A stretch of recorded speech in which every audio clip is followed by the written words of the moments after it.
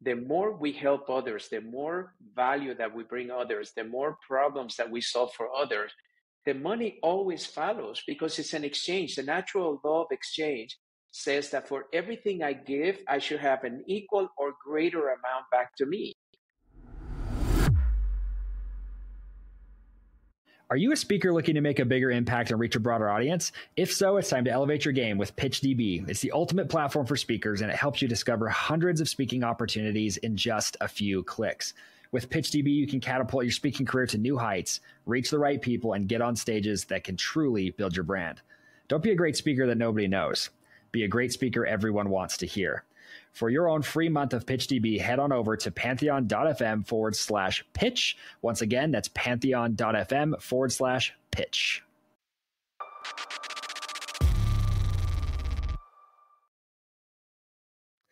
Okay, Dr. Fab, I really want to kick this one off. Yeah, for those listening to this in particular, that you should know that Dr. Fab and I have been kind of dancing around each other's world all year. And what's so interesting is everybody came to me and said, Josh, you've got to meet Dr. Fab. He's doing some really incredible things. I've been invited to your events like 6 times, haven't made it. Literally last week, we were in the exact same city with events, but I was speaking at one event, you were running your event. So I'm like, okay, you're somebody that the world needs to know. And then deep diving into you and what you've done, I see why. So I'm very excited to have you here, man, first off. So welcome to the show. Excited to get hopping into this. Well, thank you, Josh. And, I'm a big fan, and I'm just grateful to have this moment with you because, every time we have a conversation, usually something great comes out. So let's just have a conversation like we always do. Let's do it. Well, and I got to give a little bit of context here for those who haven't maybe haven't heard of you, which would be a surprise. I'm actually surprised you and I haven't crossed paths. It actually kind of blows my mind. But your history, you had a practice as a doctor. You ended up basically taking over a failing university, scaled it up to being one of the most successful universities in the country. And then you've built multiple successful companies. You've done all of these things. And it feels like, just based on our conversation, this wasn't like published anywhere, but based on our conversation, it was because of the relationships that you built. You take the time to give value. And I'm just kind of curious, like when you've approached each of these projects, do you feel like relationships are the core factor for you when you grow them? Do I feel that there's a what? That the relationships are kind of the core driver for each of these projects? Well, one of the things that I've learned in my evolution, because really we're all evolving, we're becoming better every day than we were the day before, is the fact that the one consistency where opportunity comes from is not necessarily how many degrees I have, which I have many, how much discipline I have, how much contacts I may have. It's really the relationships. The relationships that I cultivated is where all of a sudden you have people that come into your life. And when you have that authentic connection, I call it, where you can truly be yourself and not pretending to be something you're not bragging about the accomplishments you've had, because the more humble you are, the more authentic you will become. But actually just getting to know somebody for who they are, for who you are, nothing to gain, just get to know each other, are the ones that lead to somebody calling you and saying, hey, listen, I want you to consider doing this business with me, or my friend so-and-so is looking for somebody to do this project. I think you will be ideal for that. Almost everything that I've done in my life had actually come from that, from the relationships that I've made and people that got to know me well, and they felt that I would be a resource or value to someone else out there, that it was creating something wonderful. Oh, that's awesome. Well, out of curiosity, who would you consider as like your closest business relationship? You don't even have to share a name, but why are they your closest business relationship? Well, I would say, that's a good one, because it's transformed over the years, right? Yeah. Initially, I had a mentor called Dr. James W. Parker. He was the most successful doctor of chiropractic in the world, and he was the founder of my university. And when he started mentoring me as a student, I kept asking, why me? You have kids, you have grandkids, people that you can mentor. He said, because I see myself in you. And one day, as we got to know each other years later, he said, you were hungry. Like Les Brown always reminds me, you got to stay hungry. Well, I believe that that relationship professionally was the biggest in the beginning, because through that relationship with Dr. Parker, he's the one that later on put me on the board of the university, and the other board members began to see that when he passed away, they felt that I was the one to succeed him, even though it was one of the most highest responsible positions in our industry, with over 400 employees, 3 entities to manage. And here I was, 33 years old, never applied for it, but they felt that I was the right one to do it. So I believe that that relationship led me to getting myself out of my comfort zone, which allowed me to grow not only as a business administrator and somebody that is truly responsible for a lot of people's lives, but also an individual that made connections at a much higher level that led me then to all of the other things that I ended up doing after that. That's good. Well, and it's always interesting to me that it's usually the first relationship that you make. 'Cause I have, I started local businesses, did okay with those, but then we finally bridged into the online space and got better at what we do. I met a mentor who, and this is over a decade ago now, and I text him probably 2-3 times a week, just back and forth about what's going on. And I've had amazing people since then who people would consider to be more successful than him.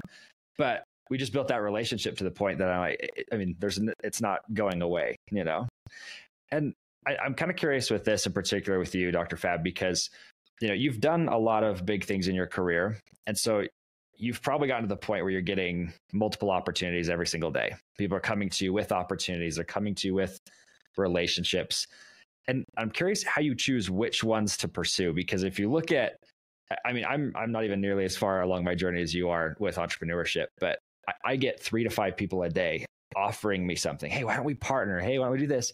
And juggling those relationships has actually been really difficult for me, because I'm a people pleaser. I love to be friends with people. And so I love connecting with humans. So saying no has always been hard to me. So when you look at an opportunity, you look at somebody, what is it that calls your attention and has you kind of draws you into an opportunity? That's a great question. And I know you're very humble and I know how successful you are. So I don't think I would agree with you, but I would tell you this. I think that the important thing is to recognize that it's more important to be able to say no to an opportunity than it is to be able to say yes, the more successful that you become in life. Right. Because you only have so much bandwidth, you only have so much time, and you only have so many resources that you can put into a particular project. So in my evolution, I remember there were times that I was handling 16 different projects at one time. And it was getting to the point that I was like, how do I continue to do that? Now I do what is called the rule of 3. I manage up to 3 projects at one time, and I have what is called the parking lot. The parking lot is where somebody like you may call me and say, hey, Fab, I was exposed today to this amazing opportunity. I think this will be great for you. I put it in the parking lot, and until I finish one of my 3, I do not bring anything over. Because what I realize is that 3 is my sweet spot where I can give all of my energy, all of my attention, all of my resources to ensure that that opportunity is going to succeed, because it's going to require everything you have in order to be successful. And when you're trying to do too many things at one time, unfortunately, something has to give. And usually it's the ones that you care the most about, because you're trying to support or help somebody else that you care for. Yeah, that's interesting. And how do you maintain relationships with the parking lot relationships, right? Because I know for me, everybody comes to me and they're like, it's a today problem, right? Everything's urgent. It always feels urgent to them, right? And for me, I'm like, it's not urgent to me. And if you get to know me, I'm a very like introverted, slow moving person. So like, anyways, I've had people get mad at me because like, you're not moving fast enough. I'm like, well, the main thing is to be honest with them, right? And say, listen, man, there's nothing more that I would love to support you in this project. But unfortunately, I find myself overwhelmed already with the 3 that I have. And then what I typically like to do is recommend them or introduce them to somebody that may be very valuable to them, but it's not me. A lot of times, as you know, people may come to you and say, but Josh, I really want you. But unfortunately, you may not be available. Now, as long as this is what I've learned over the years. When somebody comes to you with an opportunity, number one, they want you to listen. So I'm a good listener. Number two, they want you to validate them, meaning, hey, Josh, that's a great opportunity, man. I'm so proud of you. Um, I'm so excited about your future because I know with this, I know you're going to have a great impact in the world. But then then you tell them, I said, unfortunately, I cannot do it myself right now. But what if I introduce you to Billy or Jane or Sally? I believe that they will be great collaborators with you, and I believe maybe they may even do a better job than I can. So I never leave them necessarily hanging. I try to find some kind of solution, but not feel like I have to be the only one to do it, because unfortunately, then I'm not taking, I'm not honoring the projects that I've already committed to. And that's really the key. Many times we compromise our own values for the sake of supporting someone else. And I've learned that that is not the right thing to do for yourself, because if you don't value the things that are important to you, other people won't. So I got to show my team, I got to show my customers, my clients that they're my number one priority. But I also doesn't mean that I can help support by introducing other people to those other projects until the parking lot allows me to move them over. That's a really good way to look at it. Actually, I love that. I hope you guys are taking notes if you're listening to this, because I want to highlight something you said that I thought was interesting. I think what a lot of people forget to do is to actually say no. That's been a hard one for me because I have a really hard time saying no. And I've noticed that if I haven't officially said no, they keep coming thinking that I had said yes. And so you have to use the word no. Unfortunately, no, I won't be doing this project. And they go, okay, he's actually out. So I think that's really interesting, actually. So people took note of that with your story.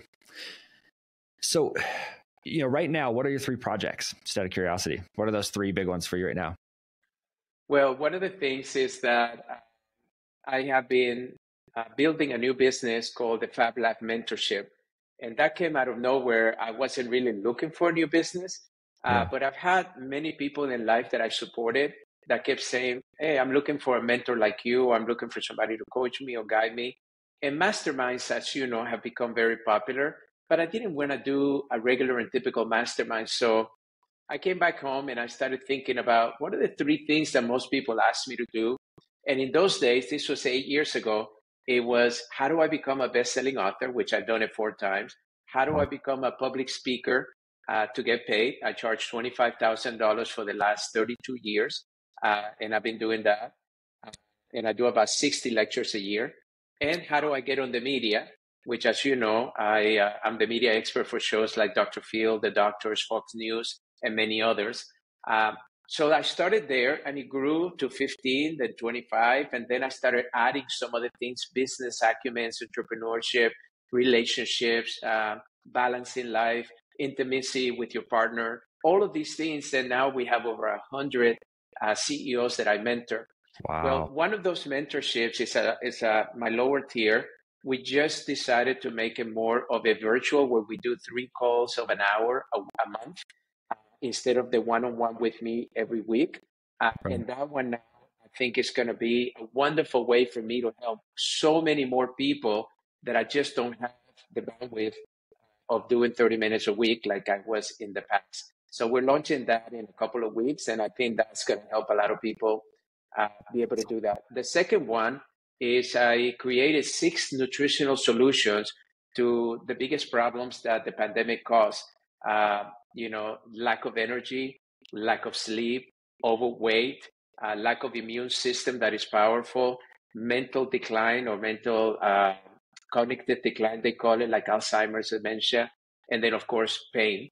So these nutritional solutions are going to be also being able to be released to the world, so that way they have the highest ingredients that you can find in science at the right dosages that are high level, that give you the clinical outcomes that people are looking for, and not just something that you just buy online or in a grocery store that you don't even know where those come from. And then the third one is I'm working right now is I write books. So I have a brand new book coming out, and I'm going from healthcare to entrepreneurship in this new book. And that's launching in a couple of months. And then I'm also talking to a couple of the networks that have asked me if I would consider doing a network television show. We don't have a doctor on television for the first time in 25 years. So that's why I thought, okay, maybe this will be a good opportunity to bring all of my 35 years of experience in this area and bring it to the masses as my own show and not as an expert, which I've been doing for many years. So those are the three main ones that I'm focusing on over the next 6 months. And I have a lot of other things in the parking lot, but those are the three that I'm really focused on. The main focus. I love that. Okay, I'm going to highlight something else about this I think is interesting. None of those are really directly tied to each other, right? They're all three separate companies almost. Entities, right? Yeah. I mean, corporations, yeah. If you've ever been on a board, it's like you show up once a month for a meeting and they're happy you're there and they send you a check, which is awesome. But breaking it down to three businesses, all of my businesses are like interwoven, and it causes a lot of problems sometimes because they're too similar. Because we end up going, is this an LME thing or is this a Pantheon thing? Like, what are we going to put this under? So it's just so interesting to me that you're doing that. So there really isn't another doctor on TV right now? No, because, we have the Dr. Phil show, but we're doing reruns this year. And then he's trying to think about what he's going to do next year. And then the Dr. Ross show was changed because he went into politics. And there's nobody else left right now on network television. See, that's interesting because like even Dr. Phil, like he's a doctor, but I would also consider that more of like a drama versus an actual. But even though, imagine, he's still number one after Oprah retired. That show has not dropped in any way over the last, it's been 25 years now since we started the show. Yeah. And you're part of the network on that one? Yeah, I'm a health expert contributor to that one, the doctors. We also took that show off the market about a year ago. So that was, it was Dr. Oz and the doctors and Dr. Phil were the three main network television doctor shows. Huh. Well, yeah, I mean, I'll give you my vote if you want it. I think that'd be really interesting. I'm excited because one of the networks also owns the number one Hispanic network. And what I'm trying to pitch to them is that I would do it in Spanish, and it would do it because I'm also the health expert for all the Spanish networks. I can do it in both languages. It's never been done by one person where you have two different networks with two different languages done by one person in the history of television. So they love the concept. So I'm very excited because I think this could be something that could really help me impact the lives of a lot more people. But more importantly, I love television because I like to bring things to an elementary level. On television, they teach us you have a 30-second soundbite because the attention span is so low. I think that based on recent books that are written, like The Goldfish, it's 9 seconds now, not 30 seconds. And then also you have to speak at a 5th grade level. So when you speak in national television as a doctor, most doctors want to throw out their fancy words and terms, but the public doesn't get that. So I like to take a complex subject, bring it down to an elementary level that a 5th grader can understand and, more importantly, implement, because that's the key. Yeah, that's so cool. I need to connect you with a guy's name's Dr. Michael Turner. He's very involved in the COVID space, actually. So love it. Has a whole platform for it. That's so interesting, though. Yeah, it's funny because obviously it's not a space I'm in, but I hadn't realized there weren't other shows like that. And it'd be so nice for them to not have to translate from English to Spanish. Do you mind me asking where you're from? So I was born in Colombia, South America. My dad is Italian descent. So that's why we all have Italian names. My brothers and I were 5 boys. Yeah. And then we live in the States. So very blessed because I've lived in all 3 areas, and all those 3 cultures have really made me who I am today. I have a lot of Italian blood in me too. So I was like, just kind of curious because it's definitely an Italian name. But Fabrizio. Fabrizio, yeah, exactly. So I was like, I'm pretty sure, because I speak Spanish as well. It's like being, I was like, I'm pretty sure you're from South America, but that's actually really interesting to me. I'm from a city called Barranquilla, which is the same city as Sofia Vergara and Shakira.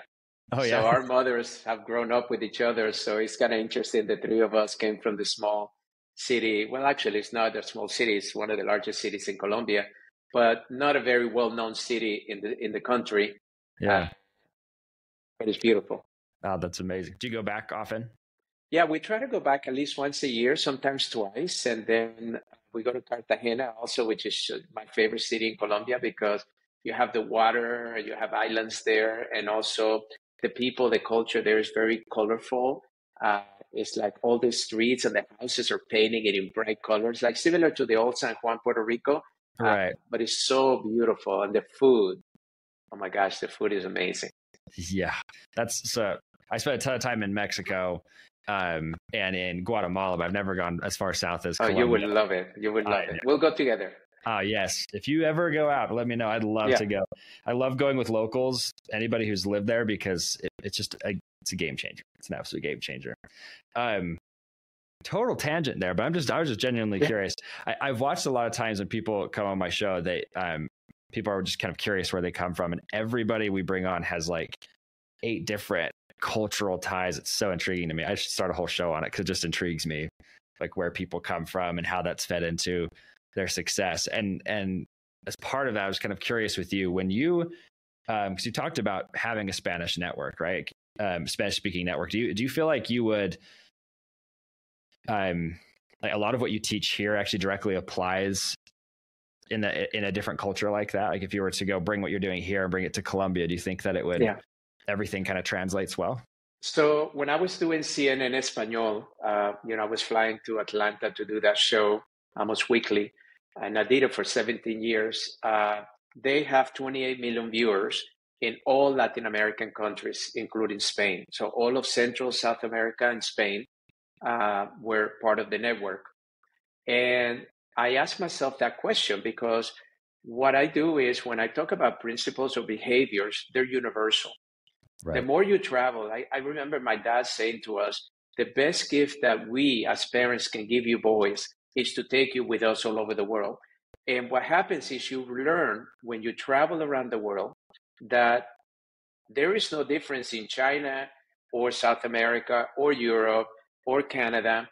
People are people. We're human beings that happen to be in a different setting or geographical setting. But the reality is that we all have to get up in the morning and we all try to do the best we can with what we have.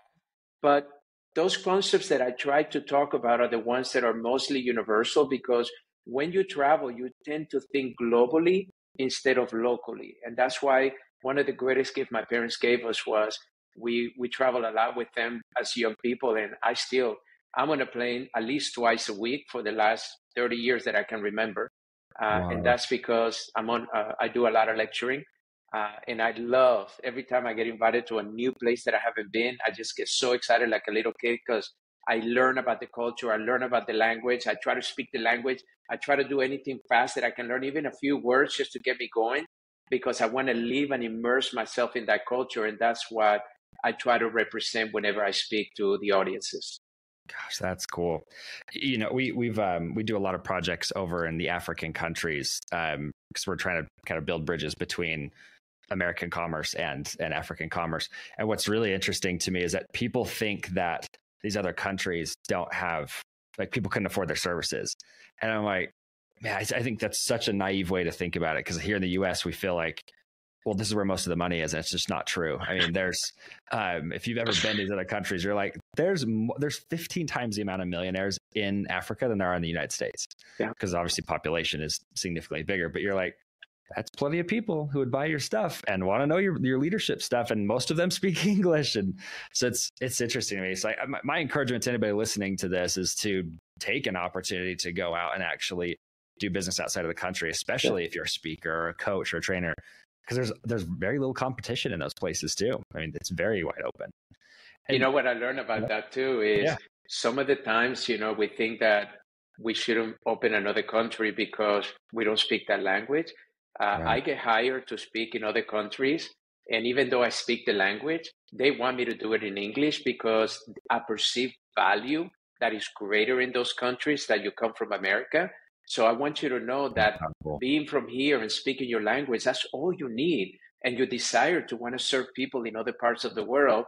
And trust me, those people will love you and take care of you because very few Americans actually do that, especially like you said, in the speaking and coaching world. Some of my biggest names that are the biggest name speakers in the world, are doing more business outside of the United States than the United States because the demand is so great right now more than ever.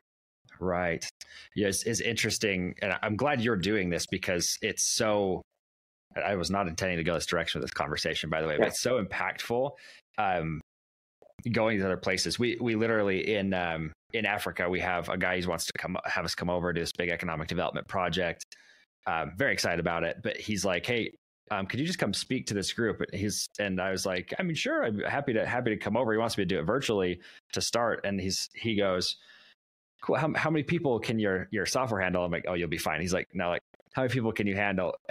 He registered 650 people for this in 24 hours. Yeah. I went, what?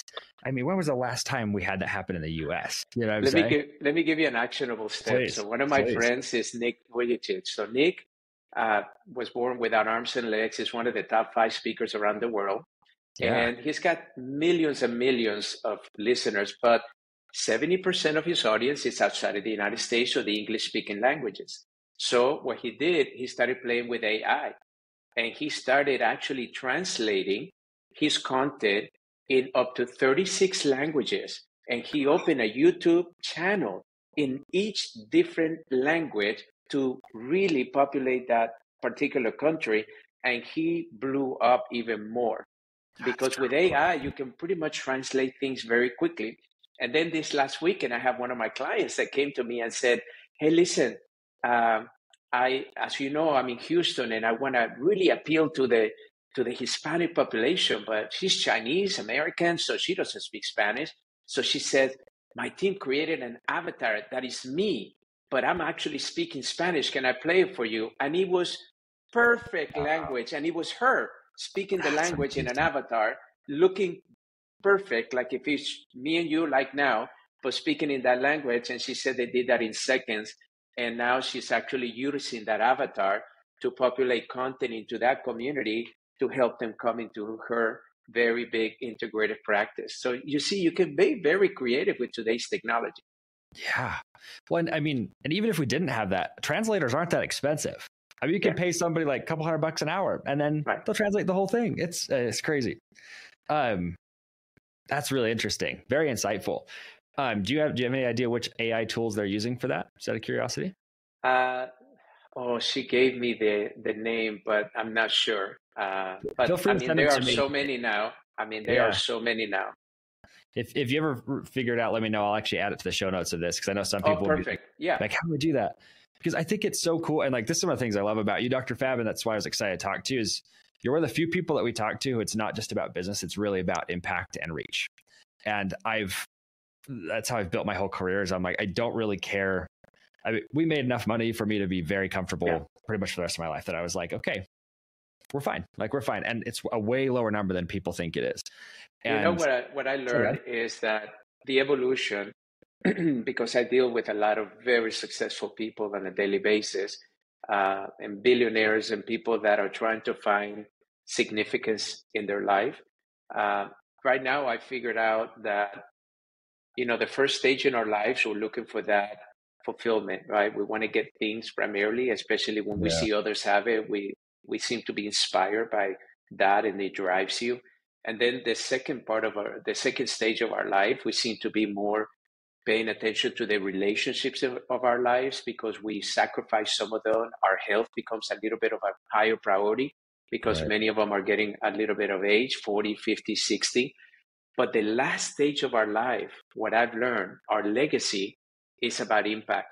It's about impacting as many people in a positive way with what you've learned, with what you've been blessed to experience in life, right? I teach each one of my clients that every experience in your life has prepared you for this one. Now go solve the biggest problem. Go help as many people as you can. Go support financially people. That's why philanthropy becomes, I don't know if you knew that, the highest number of philanthropy comes from the age of 50 to 75, and then 75 and above just skyrocketed, right? Because people really are more spending on themselves and reinvesting in their business. But what I've learned in my life, like you talked about earlier, the more we help others, the more value that we bring others, the more problems that we solve for others, the money always follows because it's an exchange. The natural law of exchange says that for everything I give, I should have an equal or greater amount back to me. So as long as you don't violate that law and you give with a pure intention, with everything you got, you never have to worry about survival. That's been my experience. That's so good. I had a guest on, this like 6 years ago, and he was talking, not a doctor even, just like really interesting principle here, but he talked about the vacuum principle. I'm sure you're familiar with this, but like if you're the best illustration of this is if you're digging in the sand at the beach, it fills with one of two things. It fills with either air or water. It can't be empty. There's no such thing as an empty space. And he's like, he directly translated that to you're giving value, it gets filled. And more people think, oh yeah, it's just spiritual blessings, right? Like if you're a believer in God, it's like, oh, God blesses you. And you're like, the answer is yes. But I also think there's like a metaphysical property to this where if you do give value, it does end up coming back. And it's so intriguing to me because people feel like, oh, that's just making content. Like in the US, right? This is where everybody's like, oh, I'll just make more content. And that's usually not the case. It's not just giving content. That value is just kind of a given. So you have to go above and beyond and give value. That's what do they actually need? What do they actually want? How do I give it to them completely for free? Give them immense value. I love that. What I boil down to is that giving of value is directly proportional to your self-worth. And your self-worth is what actually dictates your quality of life. Because if you don't believe or love yourself enough, or you think you're valuable enough, no one will ever place a value on you that is greater than the one you have for yourself. I have found that to be true always. So I tell my children, you have to know your worth so other people can appreciate what you're worth. And that net worth actually is directly proportional to your self-worth. So your self-worth, the more good, the more value, the more contribution you bring to the world, your self-worth rises because now you realize, wow, you're really helping people out. You're really growing things. You're really impacting people. And that self-worth actually becomes your net worth, not only financially or spiritually, but actually physically in opportunities, in finance, in everything you can imagine. So that's what I try to focus on. It's really always focus on that contribution because that's really what determines your current value today. That's so interesting. I was trying to write that down. I'm gonna have to go back and re-listen to that because like that was potent. But it's really like your self-worth, your net worth, and your level of giving are all like they equate each other. Yeah. We'll come up with a fun equation for that. My math brain will kick in there. Well, I always tell people this to make it very simple. If you work for a company and you want to make more money, try to figure out what greater value can you contribute to that company that they're not asking you to do, that is not in your job description. And the way you raise your value, your net worth, is by actually contributing more than you're currently being paid for. You're being paid for what you're actually doing. So if you want to earn more, you better figure out what somebody else may not be doing or what the company may need, or maybe open up new channels for that company that they haven't thought about. And then all of a sudden now they're like, hey, would you head that? Why don't we give you a promotion? And now your net worth grows because you figure something of value that you can give above and beyond than the current value that you were being paid for. Yeah, that's powerful. We're going to totally title that. The episode title is going to be that. That's good. I'm like Pat you and my back on that one. So can I ask you for I know you've already given some really good action steps to people, but can I ask you for an action step? If somebody's like, most people listening to this show, let me just give this some context. Most people listening to the show are doing less than $1 million a year, right? They're probably a coach, consultant, agency type. That's pretty much who we attract. And so they're like, man, I don't have much to give because I don't have much, right? How would you recommend that they start giving? And like, what would you recommend they start giving? So I came up with a formula many years ago that I teach it to my clients. And it's a 4-question formula. And if you follow this process, I promise you, there's nothing you can't attain. The first one is clarity. Asking yourself the question, what do I want? I have found that the main reason, not the only reason, but the main reason people don't attract what they want is because they're not very clear as to what they really want. So all of a sudden you see somebody else have something, I want that. You see on the TV something or in a movie, I want that. You haven't really explored, do I really want this? Okay, so what do I really want? The second question, which is critical, what is keeping me from having it? And what you find is that most of the time, you have access to that, except you have a lot of distractions. You're spending your time, money, and resources in places that do not going to get you to where you want. So identifying those things in your life are critical. And then the third one, what must I do today to have it? You realize that the only thing that you have is this moment. And it doesn't matter what you have planned for tomorrow or what you did yesterday. What must I do today? One step that you're going to take today to be able to have that you want. It could be writing an article. It could be creating a speech. It could be booking something. It could be making 10 more calls a day that are sales leads with your sales leads. And then the last one, and I didn't figure the last one out until the last couple of years.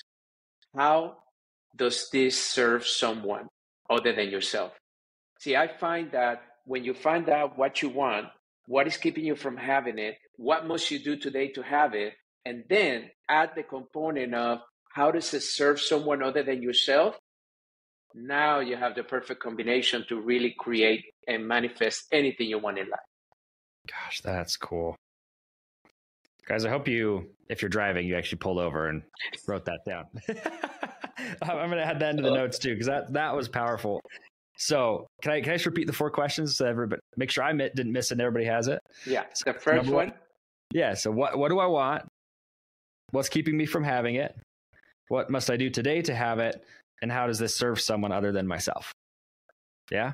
Perfect. That's powerful. That is so powerful. See, people like you always have really good frameworks for this stuff. This is why I bring you on, because I'm like, there's a genuine curiosity of mine. I feel like at times, even for myself, I really am trying to build my life around the philanthropy side. Whew, that's a hard word to say. Yeah. But I'm trying to build my life around it. What was that? It's a mouthful. Oh, absolutely. So I try to build my life around that. But then there's moments where I realize, wow, I'm making very selfish decisions right now, and it might be not the same way that some people feel like is selfish, but for me, it's wow, I'm doing this literally just so I can make more money. I'm not doing this because it's serving somebody else, benefiting somebody else to another level. But I often say this to people because I realize that what you attract yourself as money is directly proportional to your self-worth, to how you feel about yourself and what you think you're worth at that moment. So I always tell people, do not value your worth as to where your reality is today, but where you were destined to be tomorrow, right? So start acting like, feeling like, thinking like you already have what you don't have yet. That's how you break that cycle. So you go from today making $100,000, tomorrow making $500,000. Is by changing your thinking and changing your behaviors towards that. So you have to really play with yourself mentally, because 95% of your reality is in your subconscious mind. It's not even in your reality. It's what's been programmed there for years. So that's number one. Number two is that even if you're not making a lot of money right now, give yourself the opportunity to make money for the sake of supporting those that you want to help. There's nothing worse in the world that a friend of yours says, hey man, I really need a life or death operation. I need $10,000 and I don't know where to get it. And you not being able to save that life. Or somebody actually that just lost their job and they don't have money to feed their children for the next month. Or somebody that is having some kind of crazy circumstance in life that just popped up out of nowhere, and you don't have the ability. Or it may be a foundation that is trying to do good for the planet, good for people, and you want to support them. And when they ask you for help, you say to yourself, man, I just don't have anything to give. So inspire yourself that even if you don't want it for you, because there's some people out there that say, oh, I don't want to attract that much money in my life. Attract the money for the sake of sharing it with those projects that you believe in. And that may help you get out of your comfort zone enough to get you to do the things you want to do to make more money. Yeah, that's so powerful. And guys, I wish I could talk to you all day, Dr. Fab. This is really valuable. We can do Episode one, episode two, Yeah. episode three. Next time we'll have to do it in person though. I'm getting really sick of these whole virtual interviews. So Yeah. we'll definitely do it in person next time, but would love to have you back on. And guys, if you want more Dr. Fab, just go to Dr. Fab Mancini, which is Mancini. Yes. So drfabmancini.com. He's got all of his content. Everything's there. This is probably one of the biggest givers that I've ever met. So Dr. Fab, thank you for coming on. That was a really awesome interview. I appreciate your time. Thank you for the opportunity. You bet.